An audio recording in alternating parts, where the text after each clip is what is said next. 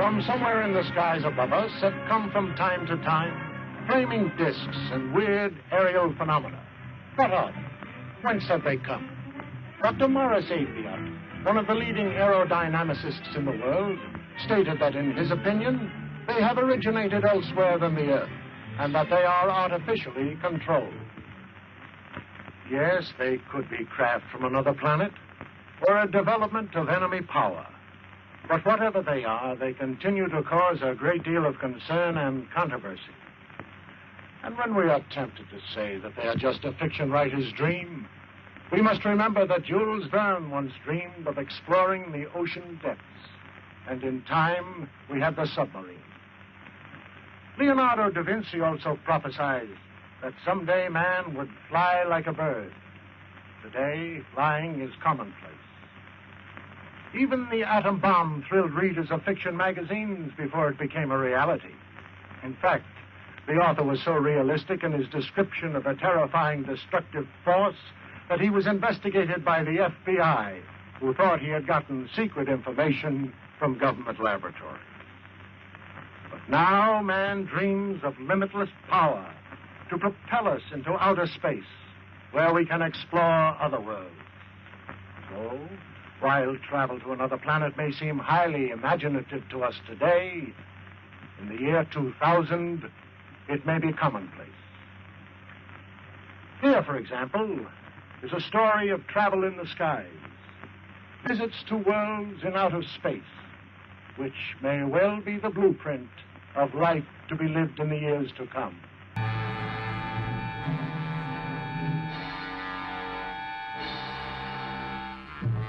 Ideal's Robot Commando is here to help you.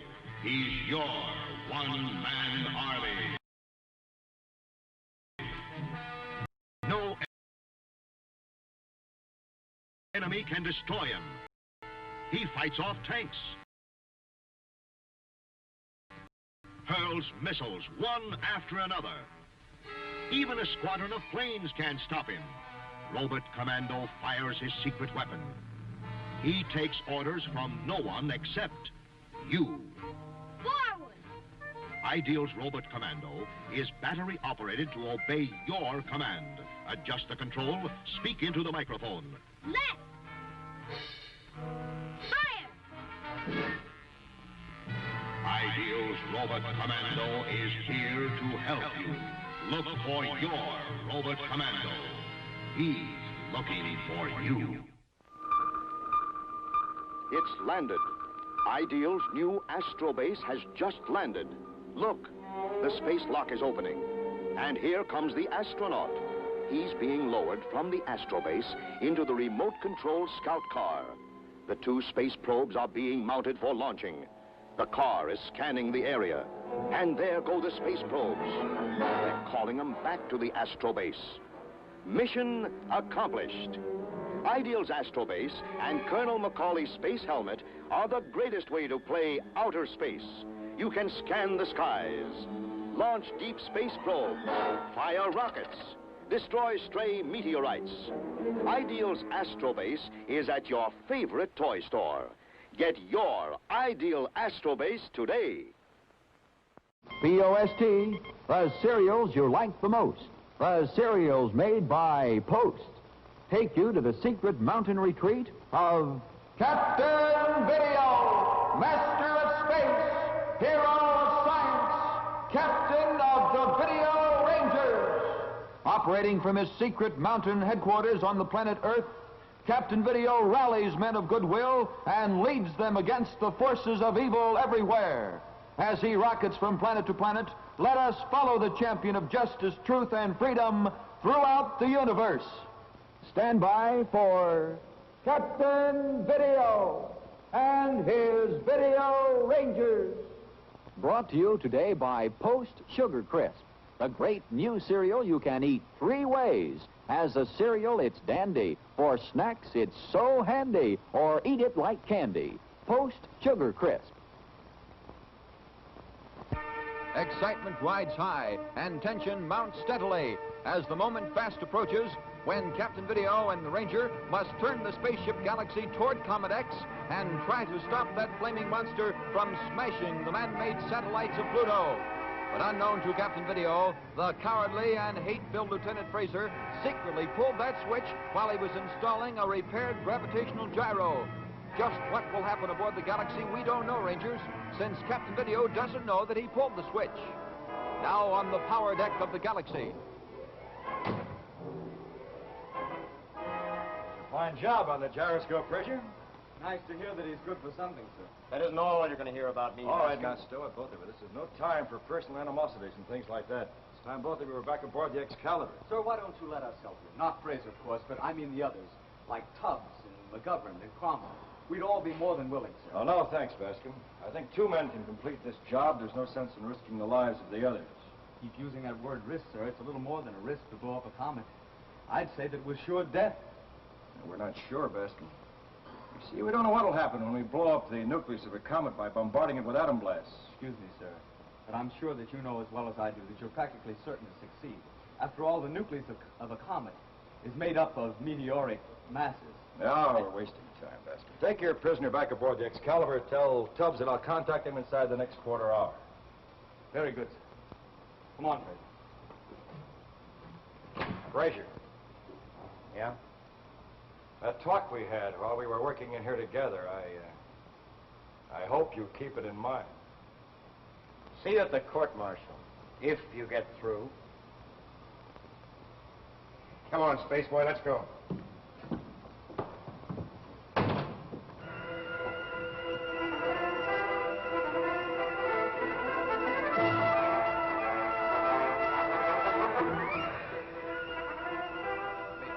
Meanwhile, aboard the Excalibur, anchored in space not far from the Galaxy, certain developments are taking place, which, again, unknown to Captain Video and the Ranger, will have far-reaching effects.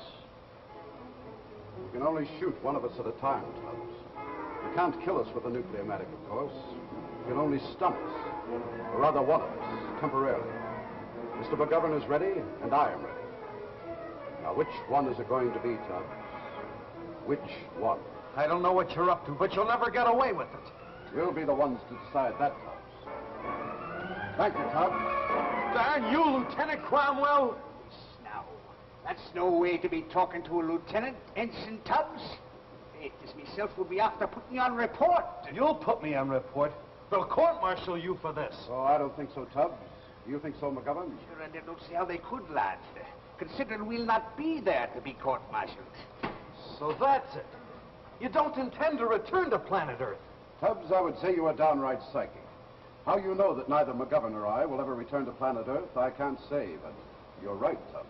Someone's coming, lad. Hey, it's Captain Video. Let's hope not. But if it is... It's not the captain, I'm glad to say. What's going on here? Oh, come, Bascom. You can see beyond your nose. Sure you does. It's as plain as the nose on your face. We've taken the gun away from Mr. Tubbs. Ah, so it's mutiny then. Mutiny aboard my own ship? You know what I'm talking about, Cromwell. You and McGovern are both under arrest. We're under arrest, Bascom. Drop that nuclear matic before I drop you. Take that nuclear matic from him, McGovern. You shouldn't talk about such things, Bascom. You should act as I did. Oh, you dirty. Please, Bascom, at least have the grace to appreciate the fact that I didn't knock you out. I only used half power. You know why you're bothered? I don't know. Now, come on, Cromwell. Let's get rid of these two quick, and then we can start off... No. If it isn't Mr. Fraser running off at the mouth again. What are you talking about? You're in command here now. Well, that is, we're in command. I'm afraid you're riding the wrong orbit, Fraser. You better throw on your braking rockets and pause long enough to listen to what I have to say. Oh, save the talk for later. I'm sorry, Fraser. For me and McGovern, there is no later. There's only now. I don't follow you. I know you don't. You misinterpret my motives just as Tubbs and Bascom did. I haven't taken over here to escape Captain Video. I've taken over to save him. Save him? Yes, from death, Tubbs. Fraser, you'll find this hard to believe.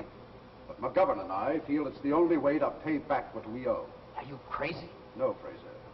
I'm sane. For the first time in a long while. For a long, long time, I've been living a lie, Fraser. It began the day I let you blackmail me into admitting you into the Corps of Courage. I finished living it some hours ago. I don't get you, Lieutenant. It's simple enough, Bascom. McGovern and I, well, I, at any rate, am guilty of a crime against the universe. I can repay the universe by exchanging my life for that of a man whose life means more than any other in this century. The life of Captain Video. And seeing that I'm as guilty as Mr. Cromwell, I'm very happy to go along with him. You mean that you too? You're going to... Blow up Comet X. Blow it up before Captain Video has a chance to get anywhere near it. Holy Hyperion Hottentot. Well, what about us? What about me? You haven't any right to sacrifice our lives. I have no intention of doing that. You're going back to planet Earth to face a court-martial. Tubbs and Bascom will escort you aboard the Excalibur's Jeep. Well, we'll never make it back to planet Earth on a Jeep. There isn't enough fuel. No, but you can reach Pluto. There's more than enough for that. Now listen, Cromwell. Look, we'll waste no more time in talk. We haven't got it to waste. Not if McGovern and I are going to reach Comet X before Captain Video. Tubbs, Bascom, prepare the Jeep for instant blast-off. You're watching Sleepcore. Pleasant dreams.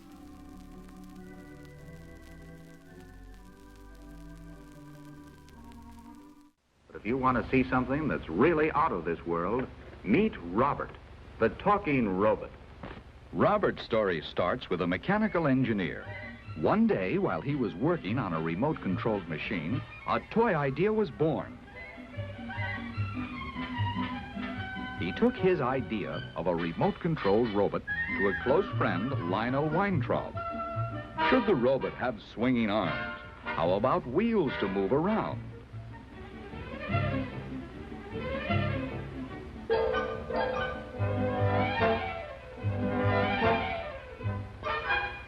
Should his mouth look sinister or friendly?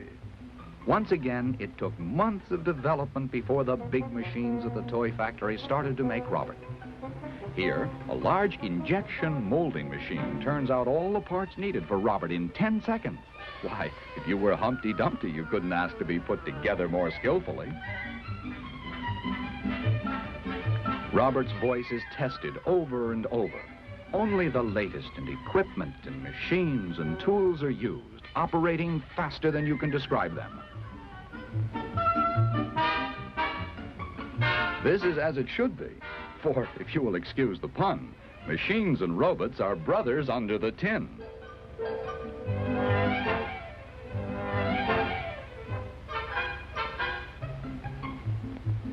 Now comes the left arm.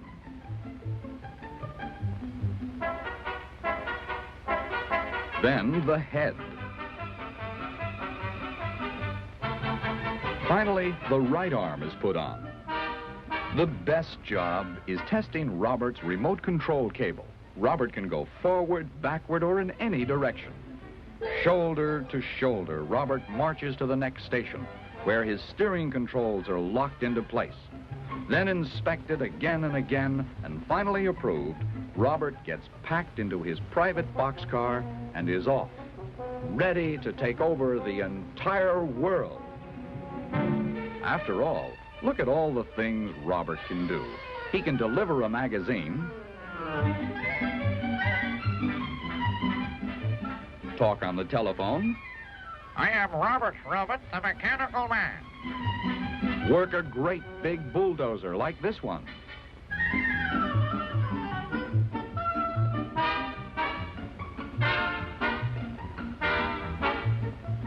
And look right through you with his X-ray eyes.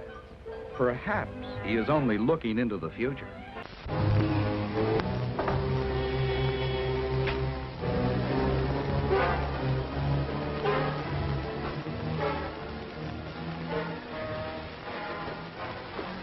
Control board. Dr. Zucker, you're not going to let that thing out again, are you? Certainly. There's work to be done on it. Might get away like it did last time. I created it. I can control it or destroy it as I can you. You whom I helped escape from prison. I control it quickly.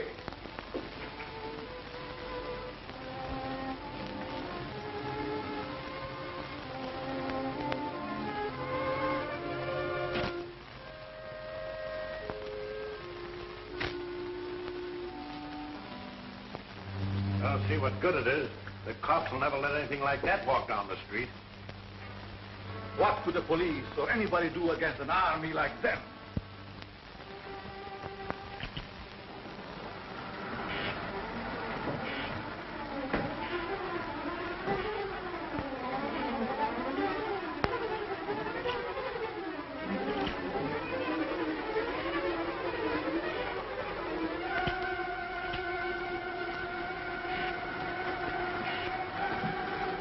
Remotely controlled, we could crush all up.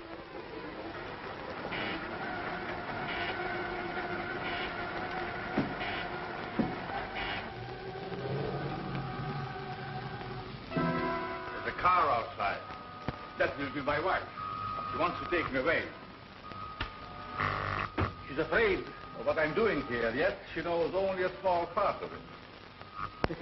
I did so only because he was working along lines contrary to the good of mankind. I know. He still is. I hope I can stop him before it's too late. I hate to have you face him alone. Oh, I don't fear him. I think he really cares for me. As much as he can care for anyone. Except himself. You're not going to tell her about the new element you discovered, are you? Only enough to prove that I have accomplished what they told me was impossible. Get me one of the magnetized discs. But if you're determined to face him alone, I'll wait in there. But won't your wife think that... Silence.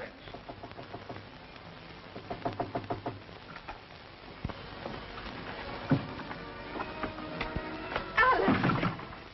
Anne, my dear. You're glad to see me? Mary. I've been wanting a witness to my great crime. Oh. Yes. I told Mallory and the others there was a way to induce a state of suspended animation that couldn't be told from death, and that I could find it. They called me a dreamer, a fool, but now I have it. And you shall see and tell them. Come.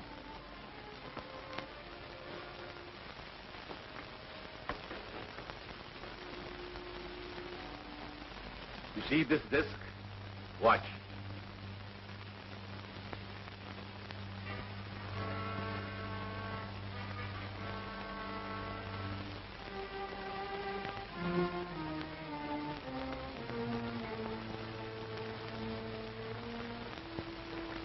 It will not come to you.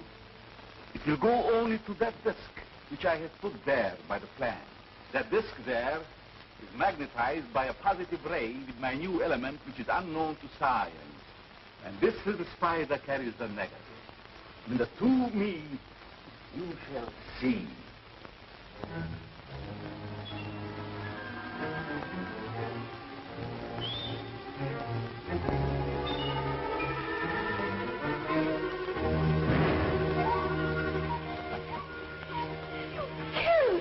No, it's not dead.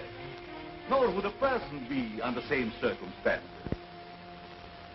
It's too bad that Mallory is not here to see my trial. I have seen it. You were spying. Call it that if you wish, Alex. But you made no secret of it. Now my fear is, what are you going to do with it? I shall do with it as I wish. Not hand it over to the government, as you would have me. I still think that would be best. It should be under control for the good of mankind. You would still receive credit for its discovery. They would destroy it if they could. But possibly... Never will I let it go. Already a foreign government has offered me millions. Perhaps I shall sell to them. Don't you realize what a terrific weapon it would be in the hands of unscrupulous people? Of course. That is why they shall pay me dearly for it. Alex, you must not. Then it is my duty to inform the government at once. Alex, please.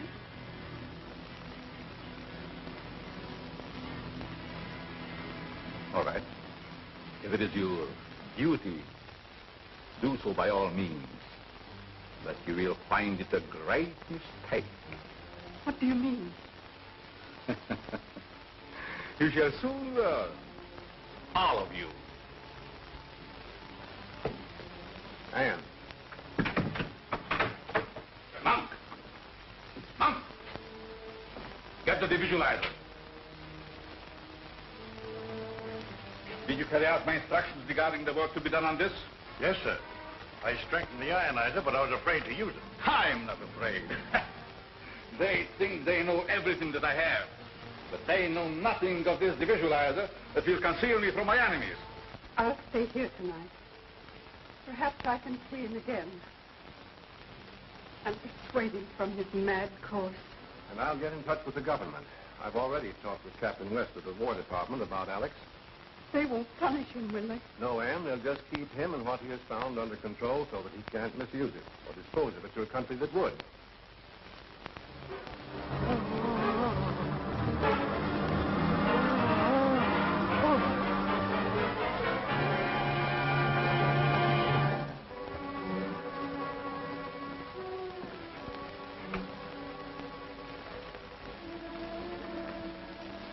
You have failed, monk. But I will not fail. I cannot. I'll call if I need you. Good night, Anne. Good night. You're watching Sleepcore, media for insomnia.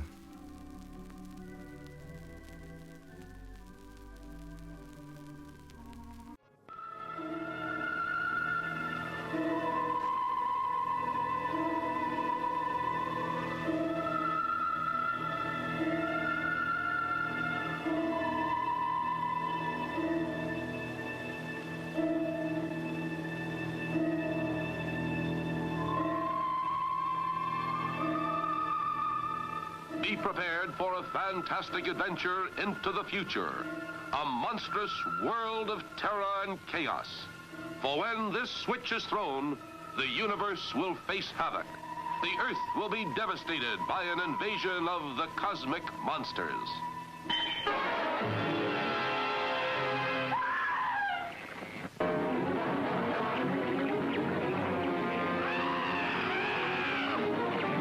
But what of the human element? Can man withstand the incredible force of this uncontrollable holocaust from outer space? It was all up to the scientist and his beautiful assistant. Could they stop this terror, or would they too be swept up by these incredible cosmic monsters from the unknown?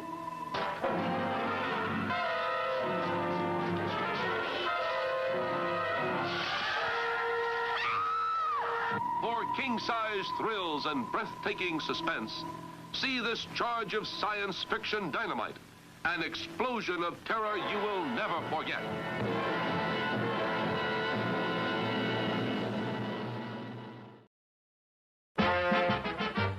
We are about to witness the takeoff of the first manned rocket to outer space. We pick up the count. 7, 6, 5, 4, 3, 2, 1, 0! We're off to visit the planets. There are treats galore in the stars. Venus is loaded with candy, and ice cream is found upon Mars. The soda pop's fizzing on Saturn. When you're thirsty, it sure hits the spot. And Jupiter's really jumping with popcorn that's buttered and hot. But the best of them all is the planet, where all of these treats are at hand. And that is the spot we now head for, our theater refreshment stop.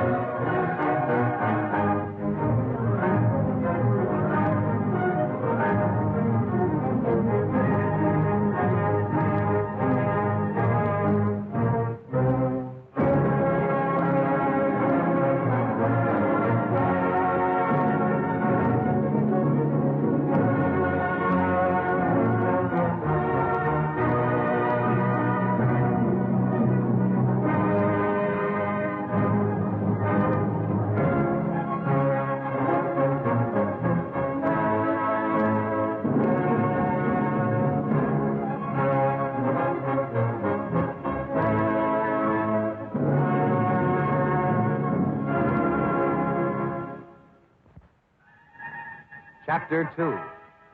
Following the wake of dictators, war, and rumors of war, a ravaging plague, the Purple Death, strikes the earth. Flash Gordon and Professor Zarkov, believing Ming the Merciless is behind the Purple Death, start with Dale Arden in Zarkov's rocket ship for Mongo. Arriving in Arborea to enlist aid of Prince Baron, they meet Freya, Queen of the Ice Kingdom, also seeking Baron's aid against Ming. Joining forces, they break into Ming's laboratory in time to halt a fiendish laboratory test. But Flash, pitted against a giant of tremendous strength,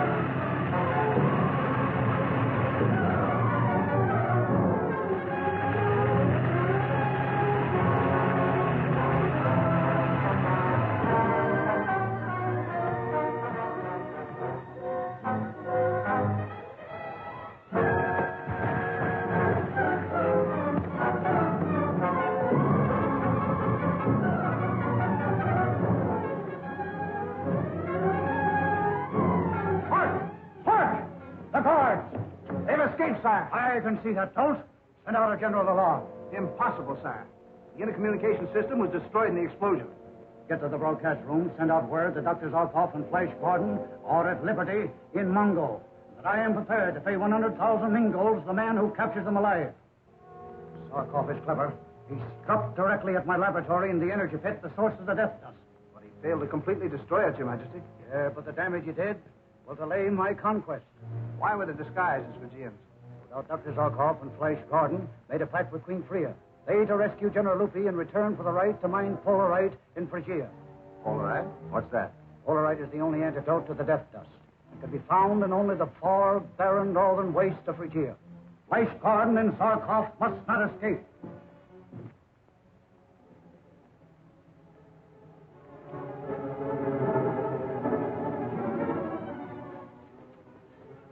Flash and Zarkov have been trapped in the pit room. We've got to go back. They must have been killed or taken. We'll all be trapped if we wait longer. They risked their lives to get you away from Ming, General Lupi. We stay here until they come. Flash. Flash! We've got to move fast, men. Is everyone here? All but Ronald. He must have been taken, and we can't wait for him. If Ronald's a prisoner, I'm going back. I saw him fall. Ronald! Flash, I've news that will beat Emperor Ming. The better news is that you're here. Save the rest of it. We've got to get out of here.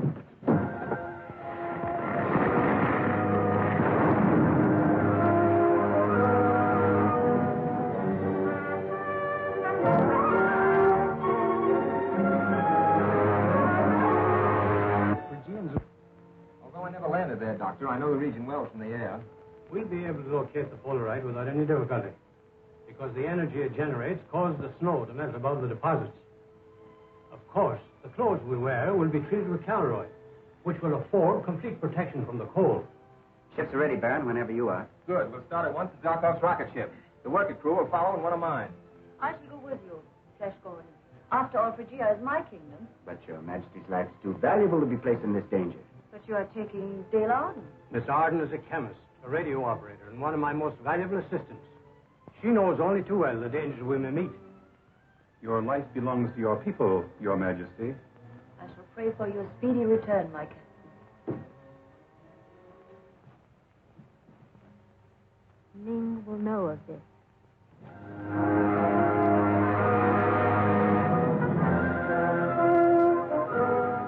Seems like old times being at war again with Ming, Zarkov. War is right, but we may expect to encounter Ming's patrol ships at any minute. I'll throw the transparency screen around us until we're ready to land.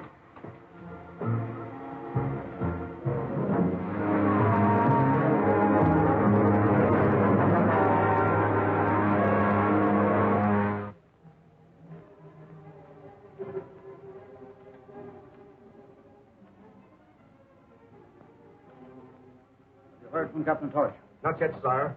He will just about have had time to... That's a signal now. Come in, Captain Torch. scoured the entire area. There's no sign of the Zarkov expedition. Ask His Imperial Majesty if the search is to be continued. The Emperor speaking. You have your orders. Zarkov and Fleisch must be captured alive. The others are to be destroyed. Your life depends upon the accomplishment of this commission. That is all.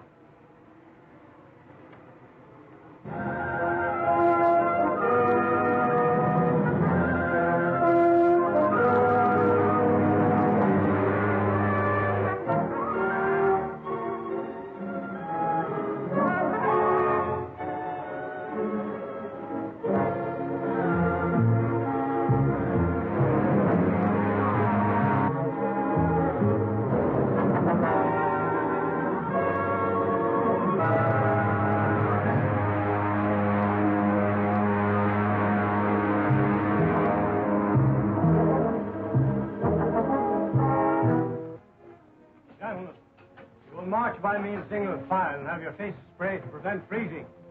Will you be first, Prince Baron?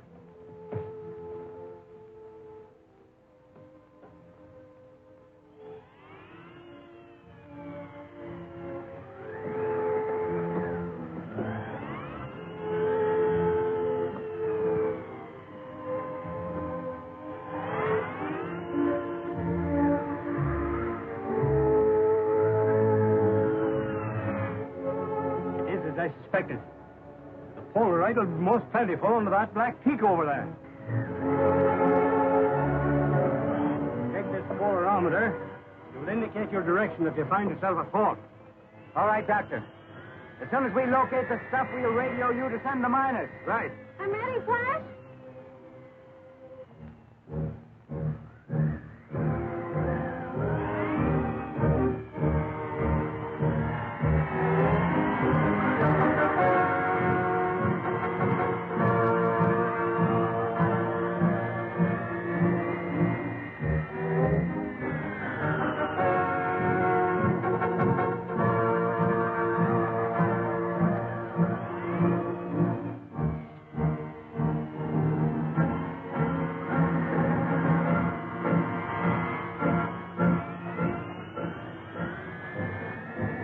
We'll have to scale that wall of ice.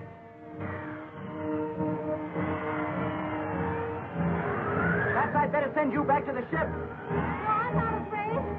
Dr. Zarkov is depending upon me. Good girl.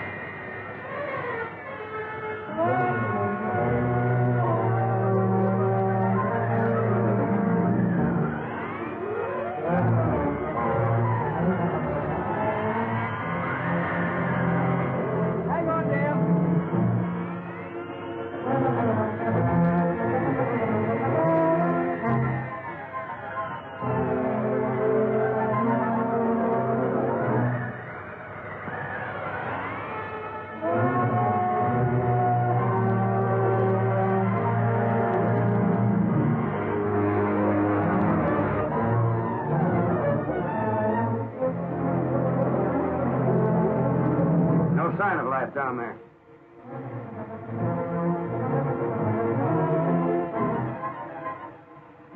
We've got to find them. Perhaps they made a landing beyond that range.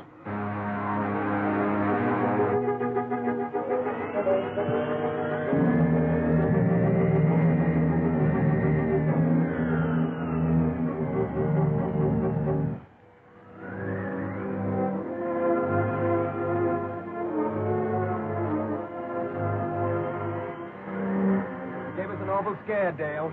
Still feel like you want to go on? If we go this way, we can cross the next valley on the rim of the crater.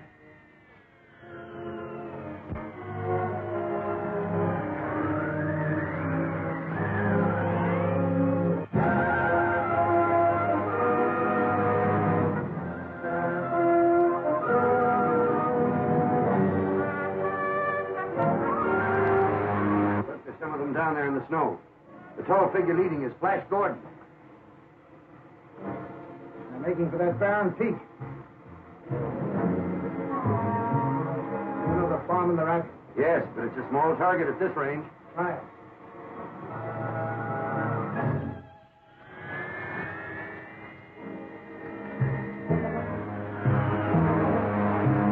Why, it's one of these ships.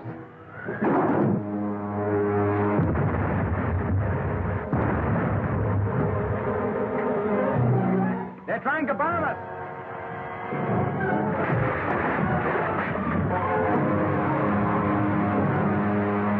Missed them by 100 yards.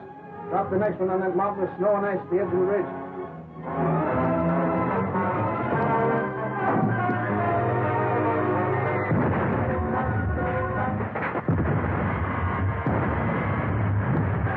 It's a mile.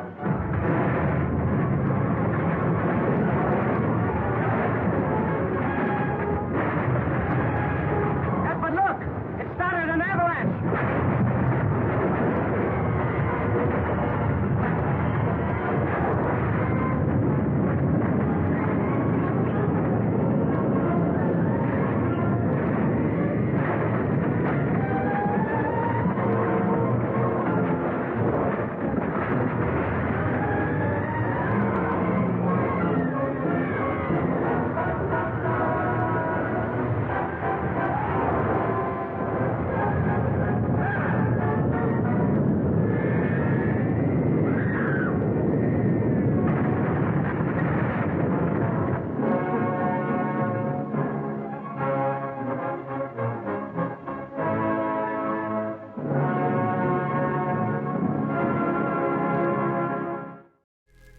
You're watching Sleepcore. Sleep tight.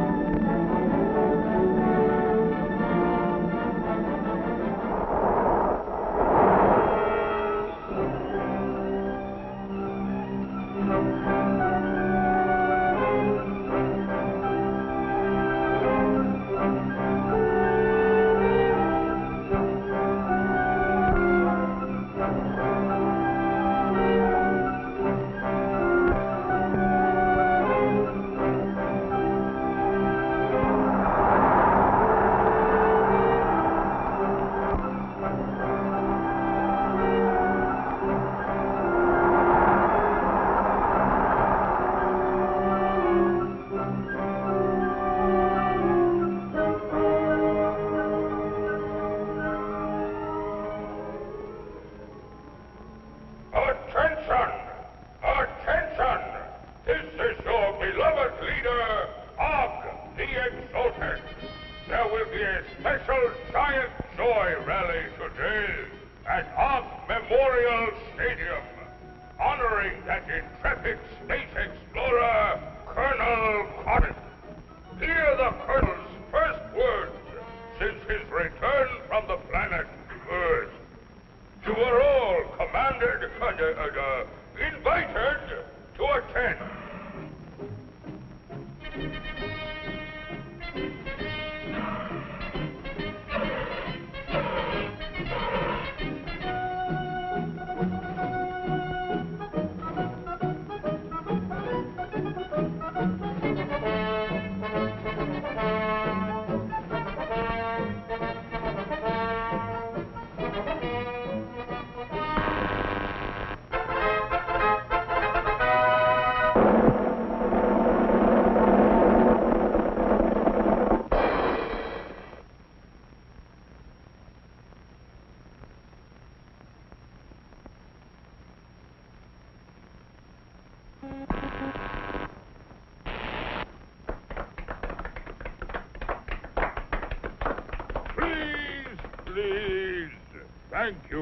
this unsolicited testimonial. And now, by special permission of the Commander-in-Chief, me, here is Mars' first space explorer, Colonel Cosmic.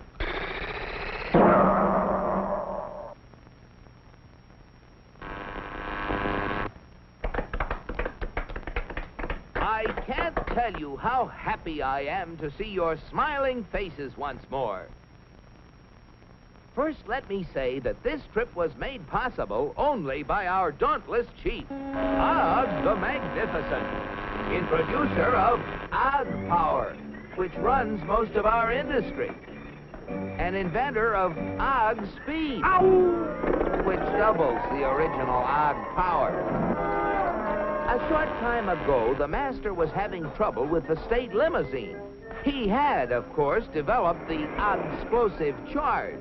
But it was inclined to get a little out of hand, just slightly. And, of course, there was always the problem of friction.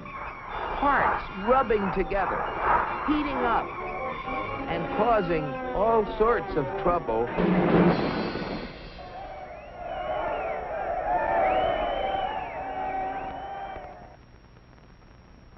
But our leader was undaunted. He immediately ordered our first expedition into space to bring back the secret of how other planets got their state limousines to run smoothly. The target was picked with painstaking scientific accuracy. Destination, Earth. You all know with what eagerness I volunteered for the mission, and with what confidence I took off.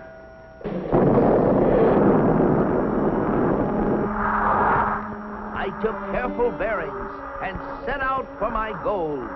It seemed no time till I was approaching a country of Earth called, the United States of America.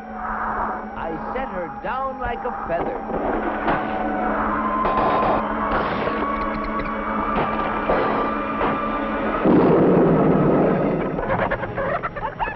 What's all the racket? Naturally, I protected government property by making the saucer invisible. They're after the chickens, Ma! And though the natives showed great interest in me, I decided to make myself invisible, too. Seeing moving lights in the distance, I headed for them. What phenomenal luck! I had landed close to what seemed to be an endless procession of state limousines. They moved quickly, and yet with fantastic smoothness. I just had to get a closer look at one of those Earthmobiles.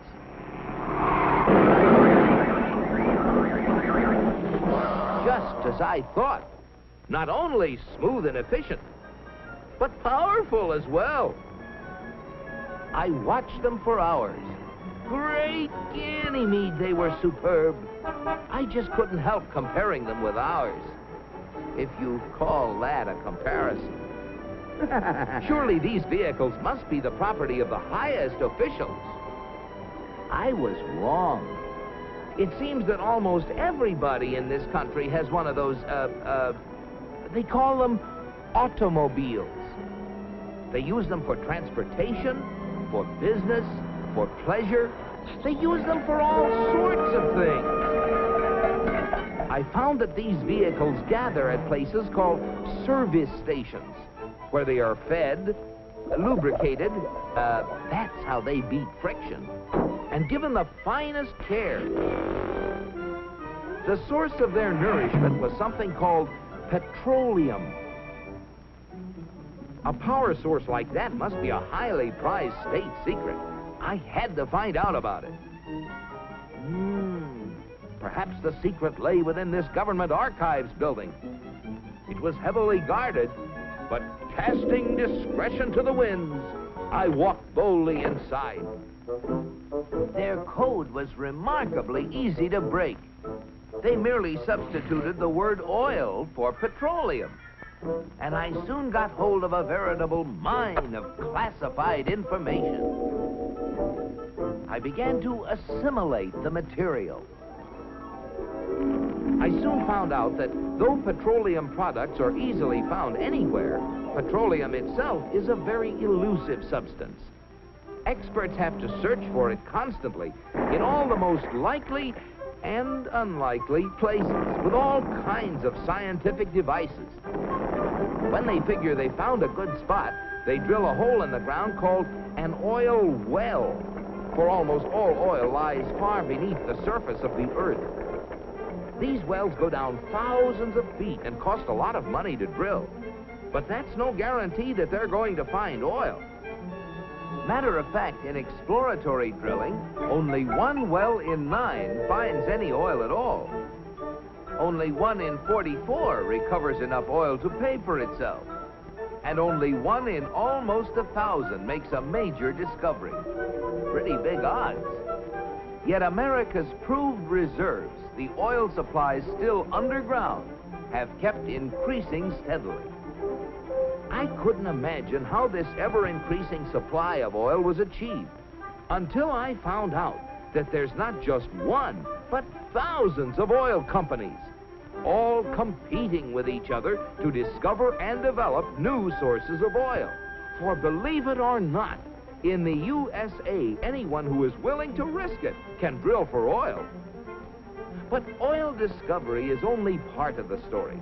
Once they get oil out of the ground, it has to be moved through pipelines, on ships, or in tank cars to fantastic processing plants called refineries. Crude oil goes in, and great Jupiter, the things that come out. Gasoline, for example, the most efficient mobile power source on Earth. That was the stuff that powered all those cars and trucks. And asphalt, which makes smooth, durable roads. It seems that oil not only runs cars, it even gives them something to run on.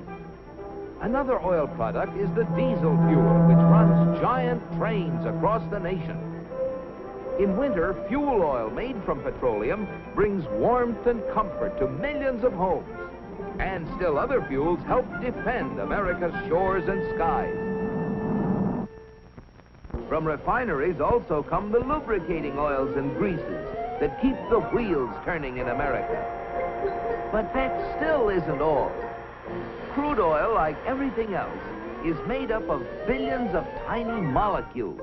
And using the magic of research, oil companies compete with each other in taking the petroleum molecule apart and rearranging it into, well, you name it, fabrics, toothbrushes, tires, insecticides, cosmetics, weed killers, a whole galaxy of things to make a better life on Earth.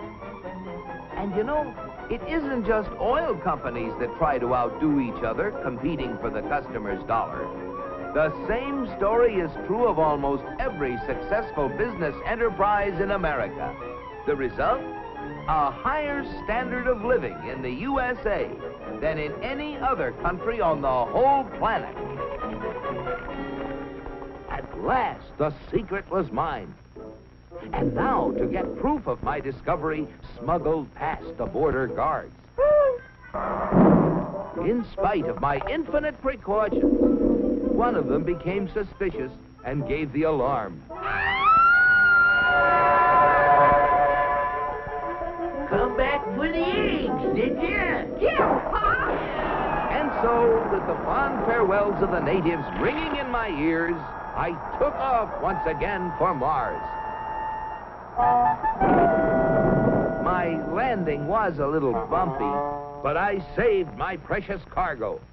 Yes, I brought the secrets back with me, and here they are.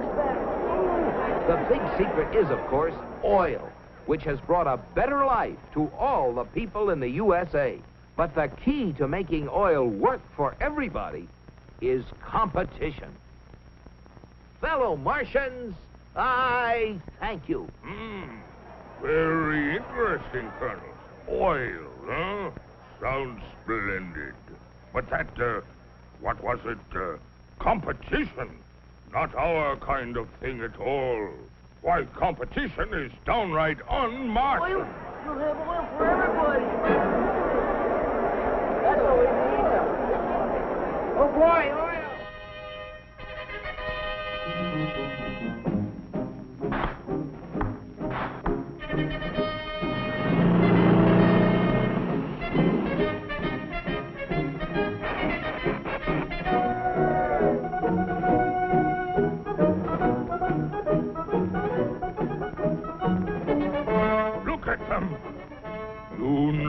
what this means, Cosmic? You bet I do, Og. It means that you're through.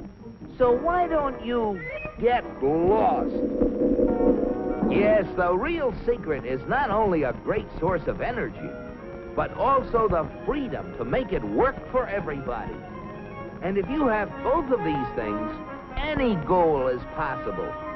It's Destination Unlimited.